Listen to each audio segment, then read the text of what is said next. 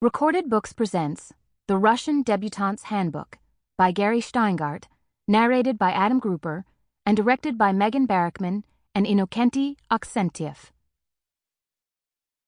The author opens with this note. Volodya and Volodyichka are diminutives of the Russian name Vladimir. And now, The Russian Debutante's Handbook. Part 1. New York, 1993. Chapter 1.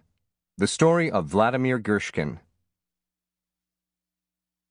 The Story of Vladimir Girshkin, part P.T. Barnum, part V.I. Lenin, the man who would conquer half of Europe, albeit the wrong half, begins the way so many other things begin, on a Monday morning, in an office, with the first cup of instant coffee gurgling to life in the common lounge.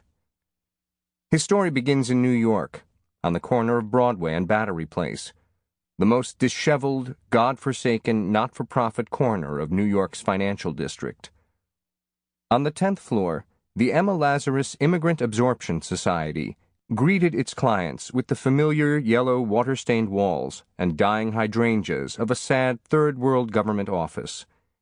In the reception room, under the gentle but insistent prodding of trained assimilation facilitators, Turks and Kurds called a truce. Tutsis queued patiently behind Hutus. Serbs chatted up Croats by the demilitarized water fountain.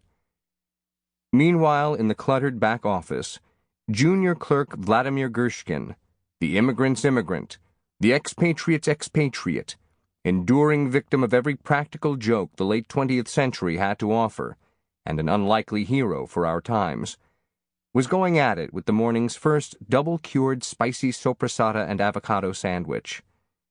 How Vladimir loved the unforgiving hardness of the sopressata and the fatty undertow of the tender avocado.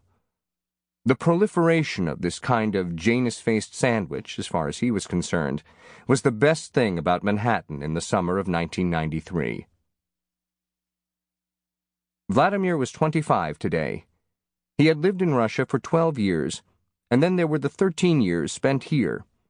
That was his life. It added up. And now it was falling apart.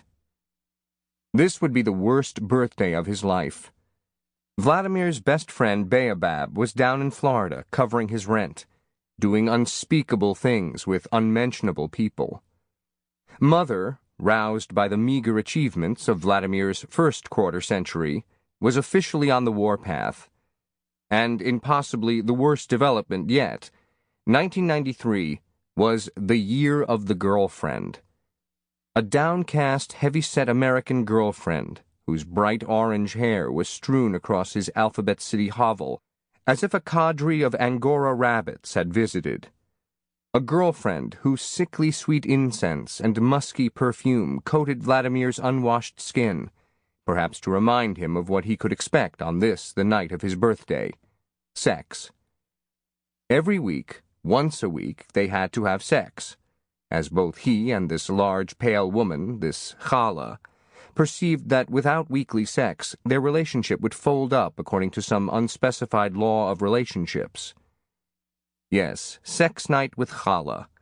Challah with the bulging cheeks and determined radish of a nose, looking ever matronly and suburban, despite all the torn black shirts, Gothic bracelets, and crucifixes that downtown Manhattan's goofiest shops managed to sell to her.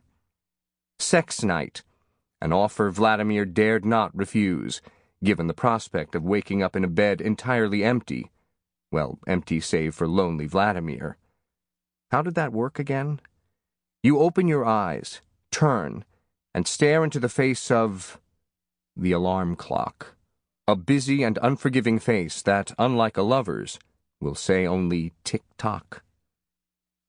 Suddenly, Vladimir heard the frenzied croaking of an elderly Russian out in the reception room. "Opa! Opa! Tovarish Girshkin! Ai! Ai! Ai!" The problem clients.